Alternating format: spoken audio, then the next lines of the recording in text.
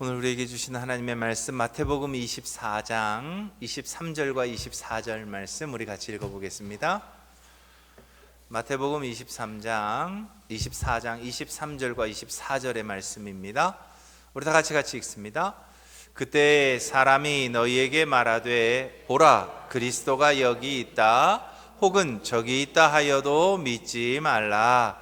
거짓 그리스도들과 거짓 선지자들이 일어나 큰 표적과 기사를 보여 할 수만 있으면 택하신 자들도 미혹하리라. 아멘. 본문 말씀을 보면 여기저기에서 많이 얘기한다는 거죠. 특별히 그리스도들과 거짓 선지자들이 많이 일어난다는 겁니다. 놀랍게도 그들도 사람들 앞에서 뭘 행해요? 표적과 기사를 행한다고 말하고 있습니다. 그러니까 표적과 기사를 따라서 우리가 그분이 그리스도다, 그분이 선지자다라고 말할 수 없음을 주님은 말씀합니다. 다시 말하면 이 시대에 그리스도다, 선지자다라고 하는 표적과 기사는 있다 없다? 없는 거예요. 네, 없는 거예요. 이게 분명해야 돼요. 그러면 우리의 믿음이 방향을 잃지 않을 수 있습니다. 자, 오늘은 세 번째 이단 분서 기독교 복음 선교회에 대해서 함께 말씀을 나누고자 합니다. 자, 질문 먼저 던지겠습니다. 정명석이 교주로 있는 JMS는 예수님의 육체 부활과 재림을 성경대로 고백한다. 맞다, 틀리다? 맞다? 틀리다? 잘 모른다. 그게 정답이네요. 그죠? 틀립니다.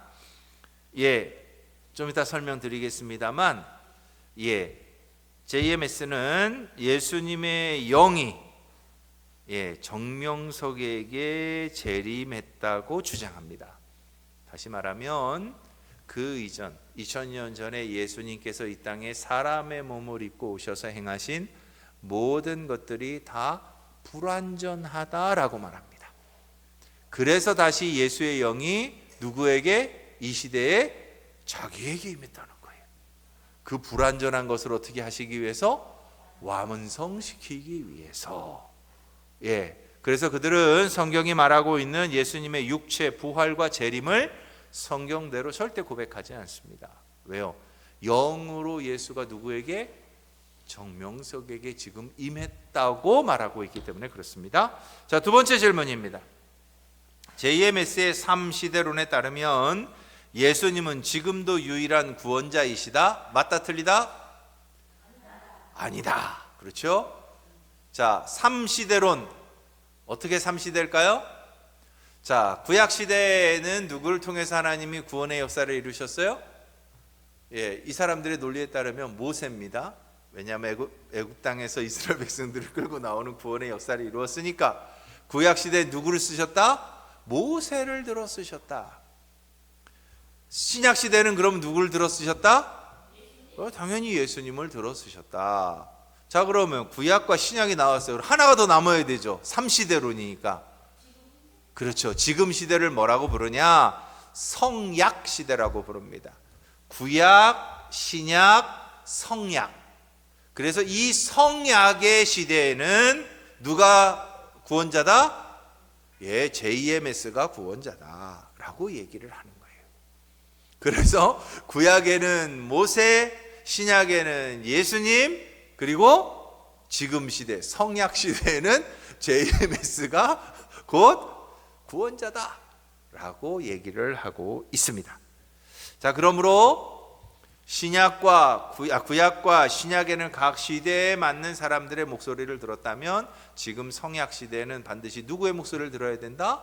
JMS의 목소리를 들어야 된다. 그리고 그의 가르침에 순복하고 순종해야만 뭐가 이루어진다? 구원이 이루어진다라고 말하고 있습니다.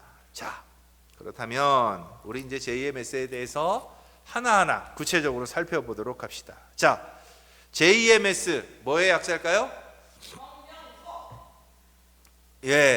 사람 이름의 약자입니다. 그런데 사람의 이름의 약자로 교단을 쓰니까 영 사람들이 이단으로 보는 거예요.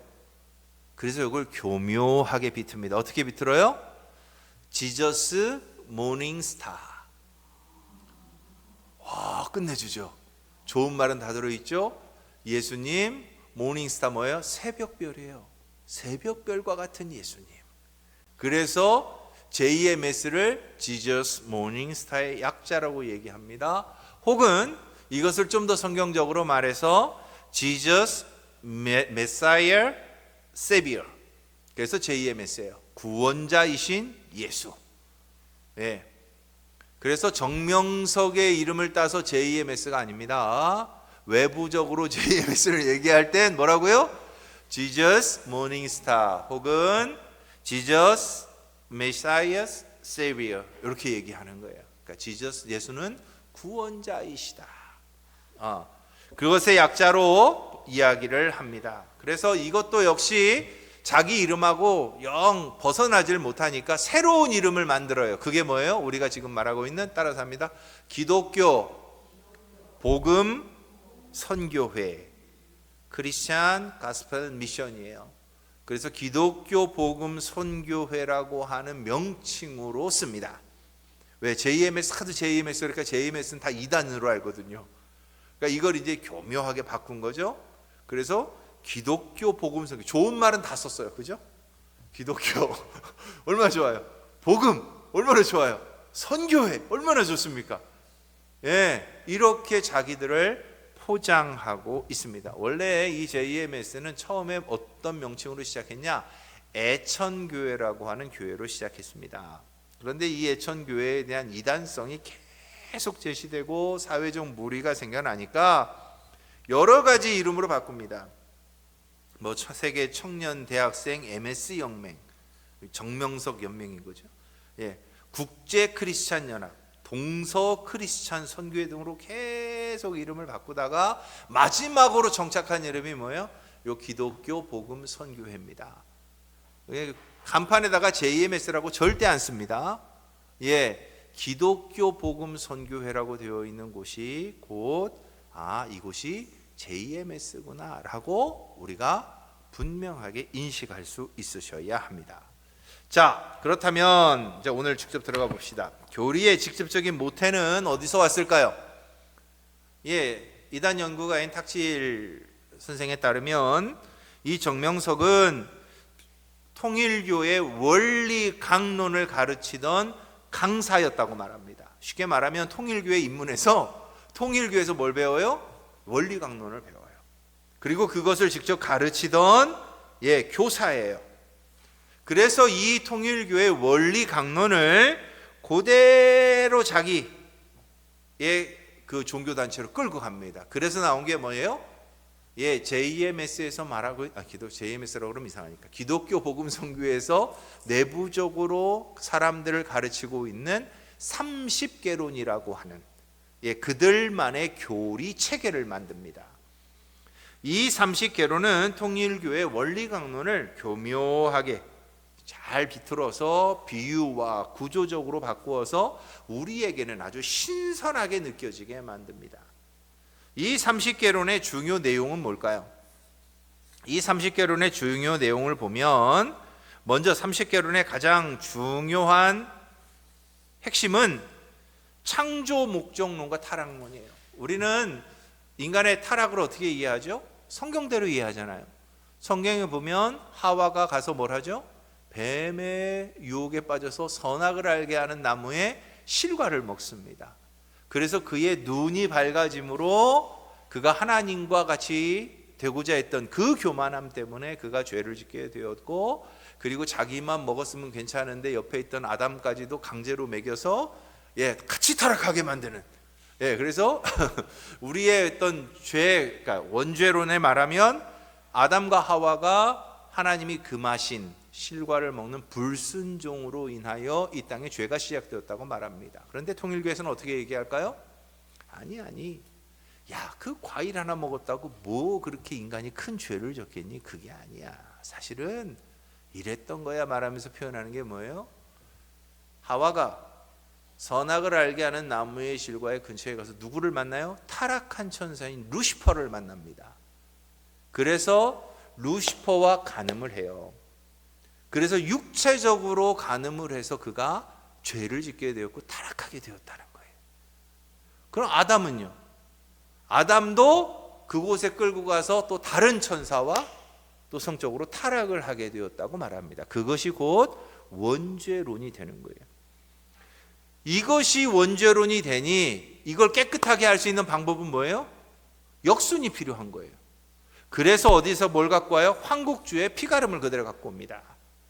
그래서 황국주의 피가름과 성적 타락 교리를 그대로 매칭을 시키는 거예요. 다시 말하면 육체적으로 하와와 아담이 타락했으니 그 타락한 그들의 육체를 다시 거룩하게 회복시키는 건 또 어떤 과정을 통해서 거룩한 교주와 어떤 성적인 관계를 통해서 깨끗해진다는 거예요. 그래서 교주가 하는 모든 그런 성적 행위들을 다 정당화하는 겁니다. 그래서 여러분들 아마 뭐 나는 신이다, 그 한참 MBC에서 탐사보도 하는 거 보셨죠? 거기서 나오는 주된 게 뭐예요? 사회적 문제가 된 게 가장 큰 게 뭐예요? 여성 성도들에 대한 성적 착취였어요. 그리고 실제로 그것에 대해서 고발하고 그것에 대해서 나왔던 미셸인가요? 그 여자에 나와서 하는 유튜브가 있습니다. 나중에 한번 집에서 찾아보세요. 그냥 JMS 이단성 하면 그 사람이 제일 먼저 뜹니다. 그러니까 이것이 왜 생겨났는지를 어디서부터 찾는 거예요? 성경에서 자기들의 교리에서 찾아내는 거예요. 그러니까 그들의 어떤 거룩하게 된, 우리는 믿음으로, 예수를 믿음으로 우리가 거룩하게 된다고 믿지만 이 사람들은 뭐가 있어야? 반드시 교주와의 이 성적 관계가 있어야 거룩해지는 거예요. 구원받는 거예요. 우리는 미쳤다고 말하죠. 이 30개론을 이 사람들이 처음부터 세뇌가 되면요, 그 틀을 벗어나지를 못합니다. 그래서 여러분들 JMS 그 가끔 사진 이렇게 어디 나오는 거 안 보십니까? 서울의 유명 대학교에 모델들, 정말 거기 그 캠퍼스의 퀸이라고 불리는 사람들은 거의 다 거기가 있어요. 희한하죠? 우리가 들어도 이상하지 않으세요? 그냥 정상인이 들으면 이게 정상적이지가 않잖아요. 그죠? 근데 설명을 하면 듣는 거예요. 믿는 거예요. 또 이 30개론에 또 다른 허점이 있다면 뭘 말할 수 있냐? 구원관과 십자가의 비밀입니다. 이 사람들이 말하는 예수 그리스도의 초림, 십자가에서의 죽음은 실패라는 거예요. 왜냐하면 예수 그리스도가 십자가에서 죽기까지의 그 과정 속에 누가 제일 반대하죠? 유대인들이 반대를 하잖아요.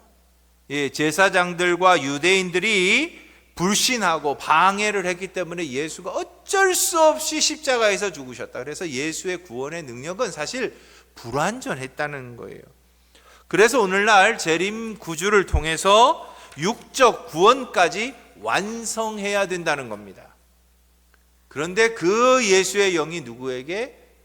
저 금산 저쪽에 영험한 산에서 기도하던 정명석에게 임재해서, 그래서 본인이 성경을 새롭게 해석할 수 있는 길이 열렸다는 거예요. 그래서 본인을 통해서 새로운 구원의 길이 열렸다고 말합니다. 그래서 자신이만이 유일한 구원자요 온전한 구원을 이루어줄 수 있는 메시아라고 선언을 합니다. 그게 30개론이 가지고 있는 가르침이에요. 특별히 메시아의 부활론과 예정론을 이야기하는데 인간의 행위와 자신의 가르침을 따르는 그 사람만이 구원을 얻는다고 가르칩니다. 그러니까 정명석이 말하는 모든 것이 곧 뭐가 돼요? 법이 되는 거예요. 그러니까 우리가 흔히 요즘 많이 쓰는 말이 뭐예요? 가스라이팅이라는 말 많이 쓰잖아요. 이 30개론을 통해서 철저하게 그들을 가스라이팅을 합니다. 그래서 JMS의 말이라면 모두가 다 어떻게 해요? 다 믿고 따르는 거예요. 어떻게 되면 그렇게 될 수 있지? 그렇게 되더라니까요. 76개국에 지금 이 JMS가 나가 있습니다. 전 세계적으로. 그리고 저 금산에 아주 기가 막힌 수련원을 만들어 놨어요. 인터넷으로 보니까요, 아주 기암괴석으로 그 정명석이 태어난 생가 주변에 땅을 사가지고 무슨 신전화 해놨어요. 어마어마합니다.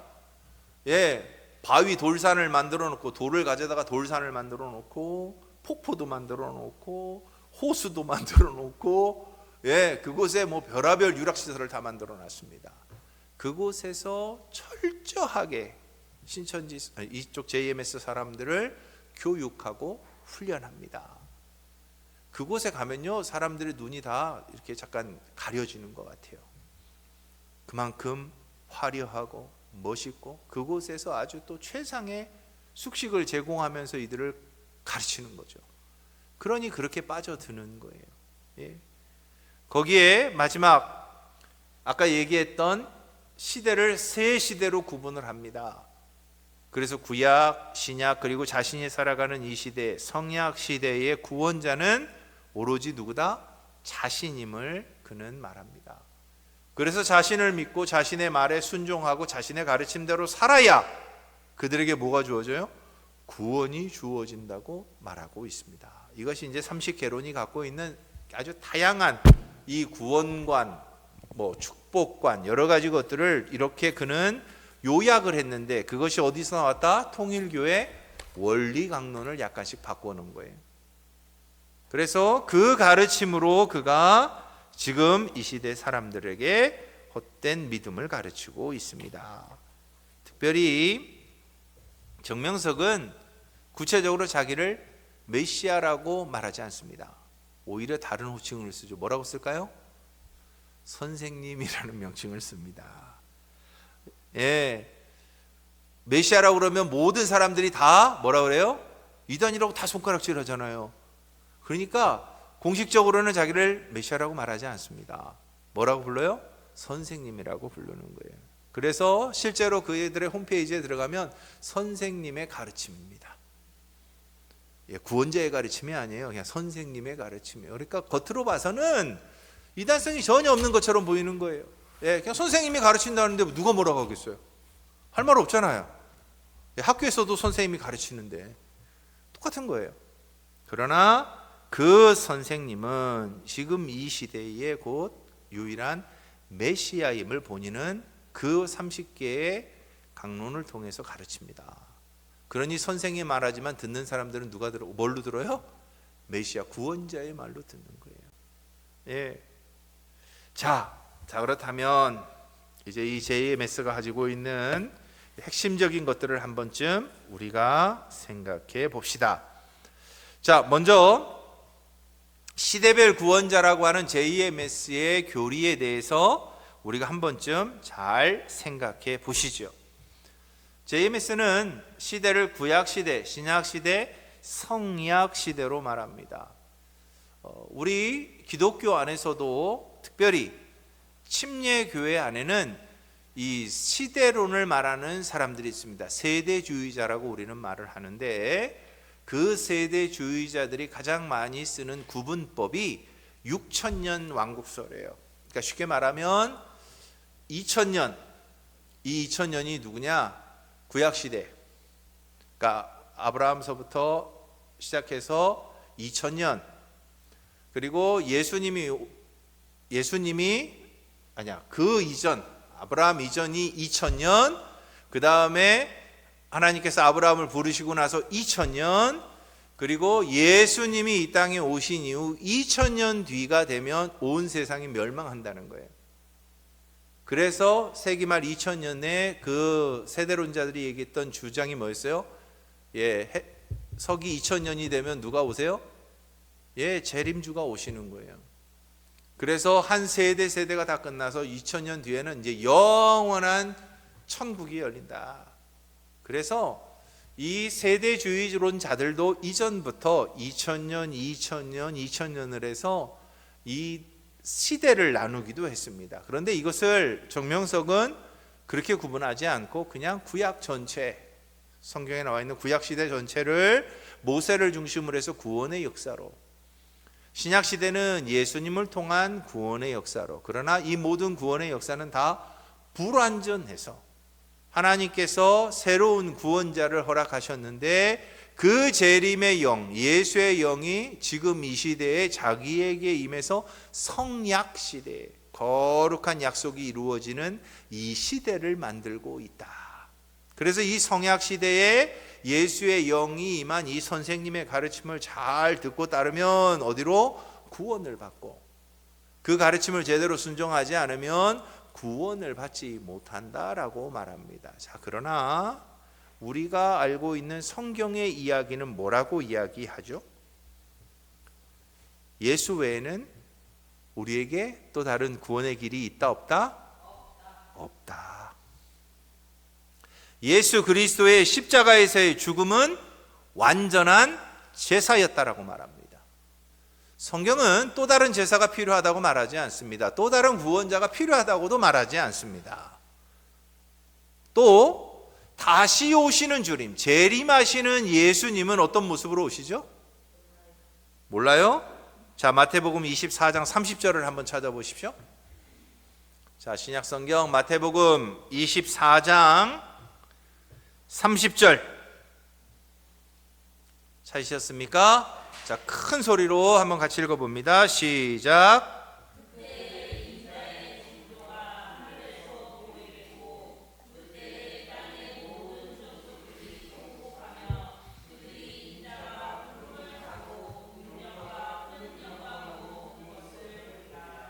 자, 먼저 뭐가 있어요? 인자의 징조가 어디에 있어요? 하늘에서 보이겠고, 하늘에서 보인다는 말은 무슨 뜻이에요?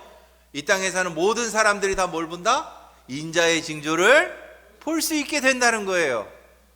첫 번째, 주님이 이 땅에 오실 때는 비밀스럽게 오셨어요. 물론 큰 별이 나타나긴 했지만 그건 정말 몇몇 사람들을 위한 별이었을 뿐 이 땅에 사는 사람들 대다수가 알지 못했습니다.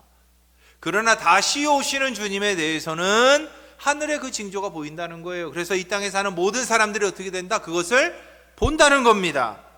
그래서 땅의 모든 족속들이 그걸 보면서 어떻게 해요? 통곡한다는 거예요. 아니까 통곡하는 거죠. 예, 모르면 통곡 안 하겠죠? 그러면서 어떻게 됩니까? 그들이 인자가 뭘 타고 오세요? 구름 타고 오는 것을 어떻게 된다? 볼 것이다. 쉽게 말하면 다시 오시는 주님은 조용히 은밀하게 그만 알 수 있도록 오신다? 아니요. 이 땅을 살아가는 모든 사람들이 다 보고 알 수 있도록 오신다는 거예요. 자, 정명석의 가장 큰 허점이 뭐예요? 재림 예수가 누구에게, 자기에게 어떻게? 은밀하게 임했다는 거예요. 그런 법은 없습니다. 기억하십시오. 성령께서도 약속대로 이 땅에 오실 때 은밀하고 조용하게 오셨나요? 아니죠. 마가의 다락방에 임하실 때 그 모습을 한번 상상해 보십시오. 거친 바람이 불어 제치고 뜨거운 불같이 막 불의 혀 같은 것이 막 그들의 속 임하는 그 광경을 그대로 기록하잖아요. 성령이 임하는 것도 그렇게 사람들이 알 수 있고 볼 수 있도록 했다면 다시 오시는 주님은 그보다 더 멋진 모습으로 영광 중에 구름 타고 오신다잖아요. 그러니까 누구나 볼 수 있고 알 수 있게 오신다고 말씀하셨어요. 그러니 은밀하게 안 오신다는 겁니다. 그러니 JMS가 말하는 것처럼 예수의 영이 자기에게 임해서 이 성약이라고 하는 시대에 자기를 메시아로 세웠다는 말은 거짓일 수밖에 없는 거예요. 다시 오시는 그 주님은 기억하십시오. 분명히 우리의 눈에 보이게 오십니다. 자, 그래서 주님께서 제자들에게 말씀하신 거예요. 봐라, 내가 이 올라가고 나면 이제 남은 시대 동안 거짓 선지자들이 많이 일어날 거야. 그리고 여기저기서 구원자라고 메시아라고 말하는 사람들이 많이 나타날 거야. 그 경고대로 그래서 택하신 자들도 미혹하게 될 거야. 오늘 우리가 읽었던 말씀이죠. 아무나 미혹 안 합니다. 택하신 자들도 미혹합니다. 그 정도로 거짓 선지자들이 많이 일어날 것임을 이미 경고하셨어요. 그러니 눈에 보이지도 않는 JMS에게 임한 예수의 영은 곧 가짜요. 다시 오실 주님은 아직 우리가 못 봤으니까 아직 이 땅에 안 오셨음을 우리는 알 수 있습니다. 세 번째는요, 사도행전 4장 12절에 나와 있는 것처럼 다른 이로서는 구원을 받을 수 없습니다. 천하 사람들 중에 구원받을 만한 다른 이름을 하나님께서는 우리에게 주시지 않아요. 그러니 이 시대에도 나를 통해서 구원을 얻을 수 있다. 내가 곧 길이요 진리요 생명이고 나를 통해서만 구원을 받을 수 있다고 하는 모든 가르침은 맞다 틀리다? 틀리다는 거예요. 예수님 외에는 길이 없습니다. 흔들리지 마십시오. 교회를 통해서 우리가 교회 안에서 함께 모여 하나님을 예배하고 믿음의 고백을 하는 우리의 공동체, 하나님이 세우신 교회를 통해서 이 땅에 하나님이 이루어가고자 하시는 것은 하나님의 나라입니다. 그러나 그렇다고 해서 세상에 수많이 존재하는 다른 사람들이 우리 교회와 같은 하나님의 일들을 감당할 수 있다고 착각하고 말하기도 합니다. 흔히 교회가 아닌 여러 단체들이 그런 말들을 합니다. 될 수가 없습니다. 왜죠? 그들의 입술로 예수가 오직 구원자 되심을 고백하지 않기 때문입니다. 착한 일로, 선한 일로 다른 사람을 돕고 세상을 유익하게 하는 일로 구원을 받지 못합니다. 착각하지 마십시오. 내가 내 재산을 다 팔아서 이 땅의 모든 가난한 사람들을 다 구원했다 해도 그것이 곧 내 구원의 길이 되지 않습니다. 왜요? 구원은 오직 예수 그리스도를 믿음으로 주어지는 하나님의 선물이기 때문에 그렇습니다. 그러니 예수 외에 다른 길이 우리에게는 있을 수가 없는 거예요. 믿음 외에 다른 구원의 방편은 없습니다. 이게 분명해야 돼요. 방향이 잘못돼도 안 되고요. 방법이 잘못돼도 안 되는 거예요. 방향과 방법이 맞아야 되는 거죠. 그래서 오직 예수로, 오직 믿음으로 구원을 받는 거예요. 그 외에 다른 것은 다 거짓이라는 것을 우리가 분명하게 선언할 수 있어야 합니다. 두 번째로요, 이 정명석 쪽에서는 모든 성경 해석을 다 비유적으로 해석을 하려고 합니다. 옛날 우리 목사님들도 설교하실 때에 비유적인 설교들을 참 많이 하셨어요. 그래서 그게 진짜인지 아닌지 우리도 헷갈릴 때가 참 많습니다. 그런데요, 예수님이 하신 비유와 우리가 하는 비유에 근본적인 차이가 있습니다. 무슨 차이냐? 예수님이 사셨던 그 유대 땅에서 유대 땅 사람들이라면 누구나 이해할 수 있는 비유로 말씀하셨다는 거예요. 씨 뿌리는 비유요, 목자 비유요. 유대인들이라면, 그 가나안 땅에 살던, 그 당시에 팔레스타인 땅에 살던 사람들이라면 들으면 이해할 수 있는 거예요. 우리 시대에 돌짝밭에 뿌려지는 씨 우리는 잘 이해 못하죠.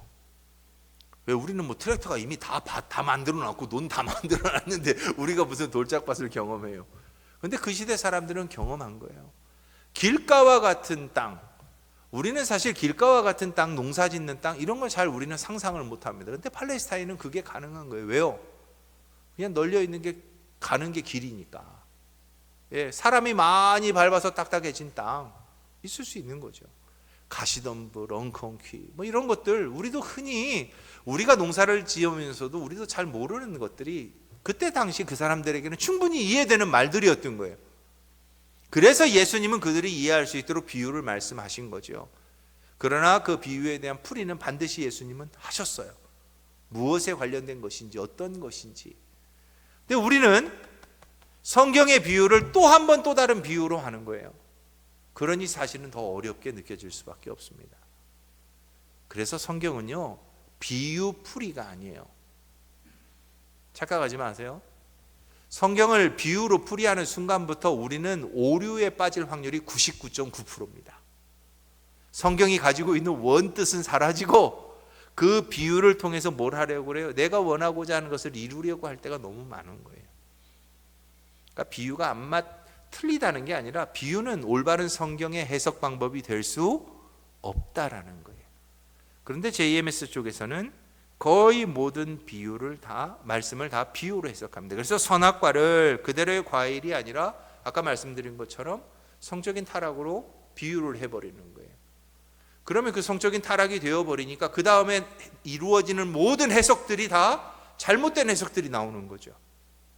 선악과라고 하는 그 과일 자체가 가진 어떤 의미가 사실은 하나님께서 금지하신 열매라는 의미일 뿐이지 그것이 다른 특별한 의미가 있는 거 아니잖아요.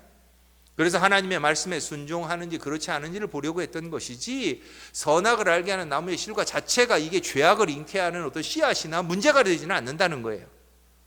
그런데 비유풀이를 하다 보니까 이상한 비유풀이가 되고 그것이 곧 그들의 신앙의 삶에 그대로 영향력이 미쳐서 이 황국주의 피가름처럼 육체적인 결합을 통해서만이 사람이 거룩해질 수 있다고 하는 그런 이상한 교리가 등장하게 되는 거죠. 예. 그러니까 비유풀이는 항상 위험성을 갖고 있어요. 그런데 사람들은 비유풀이를 좋아할 때가 있습니다. 왜요? 그래야 마음이 편안해지는 해석들이 가능할 때가 있어요. 예.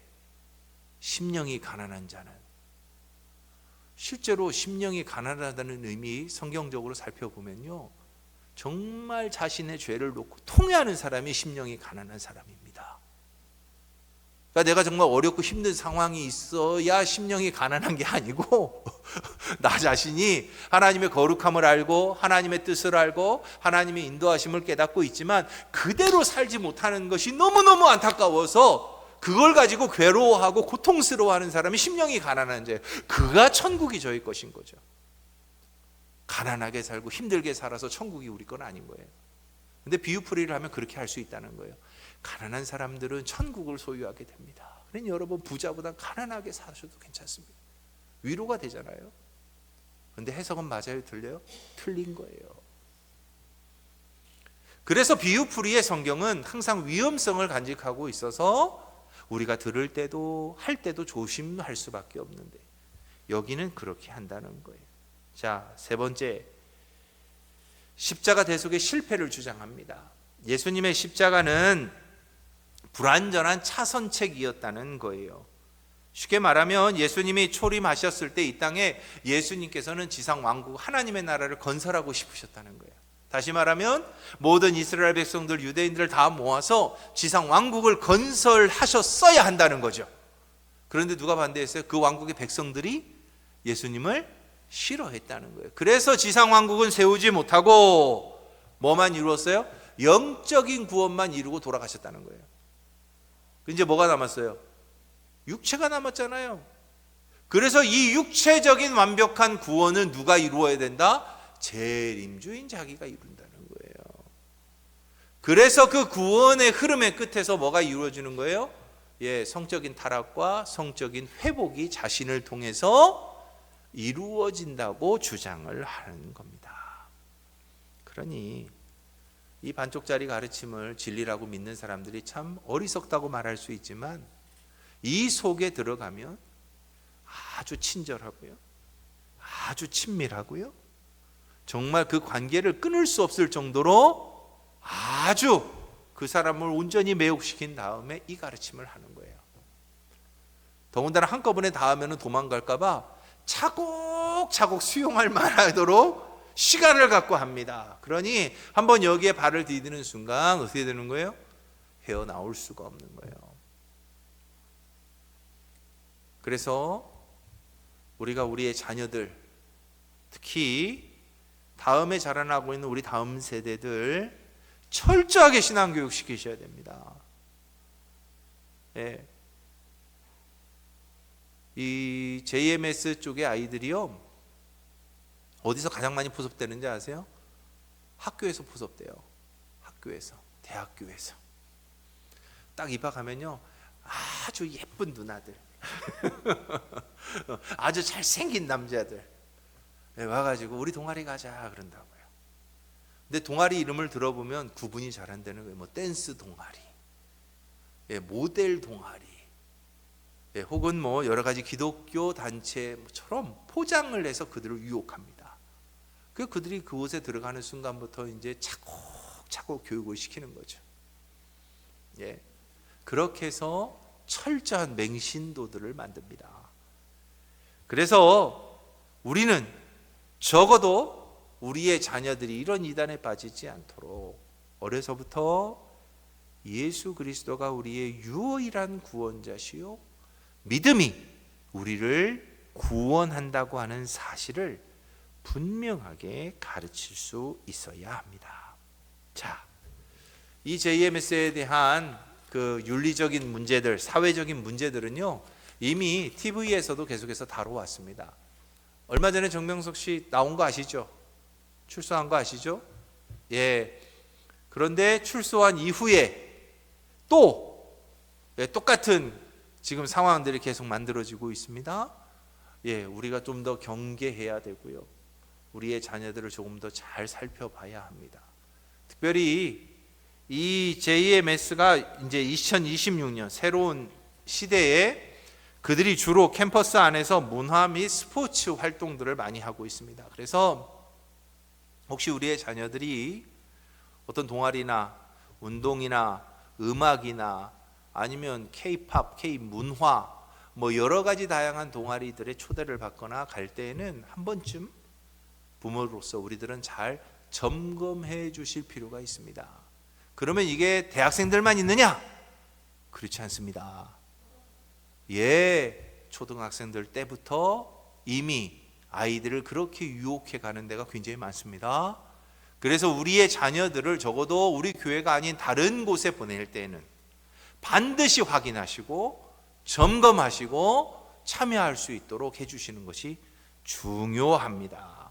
자, 그렇다면 JMS에 대해서 우리가 마지막으로 한 가지만 정리하고 마무리하도록 하겠습니다.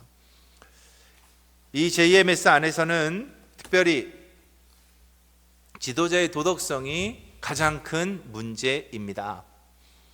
한 사람에게 집중된 교권도 문제이지만 그곳에서 일어나는 그 수많은 더럽고 추악한 성적인 윤리적인 타락은 실로 말로 다 표현할 수 없을 정도입니다. 그럼에도 불구하고 이 JMS가 사라지지 않는 이유는 뭘까요? 첫째는 우리 기성교회들이 그곳에서 나온 사람들에 대해서 여전히 왜곡된 시각을 갖고 보고 있다는 거예요. 그들의 그 무리에서 나온 사람들은요, 우리가 그들보다 더 따뜻하게 환대해 주셔야 합니다. 그리고 정상적인 믿음의 길을 갈 수 있도록 도와주셔야 됩니다. 그곳에 있었던 것이 그들의 주홍 글씨가 되지 않도록 적어도 우리는 하나님의 은혜와 사랑으로 그들을 품을 수 있는 준비가 필요한 거죠. 그리고 올바른 신앙적 가르침이 있어야 합니다. 그리고 우리도 그대로 살아야 합니다.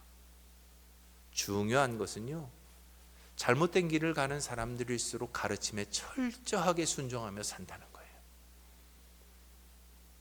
제가 한 번씩 놀라는 게 있습니다. 우리 예수 믿는 그리스도인들은 참 말씀대로 살지 않는다. 사랑하는 성도 여러분, 우리는 좀 달라집시다. 우리는 하나님의 말씀이 우리에게 들려지는 대로 순종하며 삽시다. 말씀이 우리의 삶을 통해서 온전히 증거되어야 하나님이 영광 받으시고요, 하나님의 능력이 나타나고요, 하나님의 은혜가 있는 겁니다. 듣는 것과 사는 것이 다르면 우리는 어찌 보면 이 잘못된 길을 가고 있는 사람들보다 더 못한 믿음의 길을 가는지도 모릅니다. 기억하십시다. 말씀대로 살아갑시다. 이 한 주간도 우리 말씀대로 살아서 하나님에게 기쁨이 되는 저와 여러분들이 다 될 수 있기를 바랍니다. 자, 우리 기도하십시다.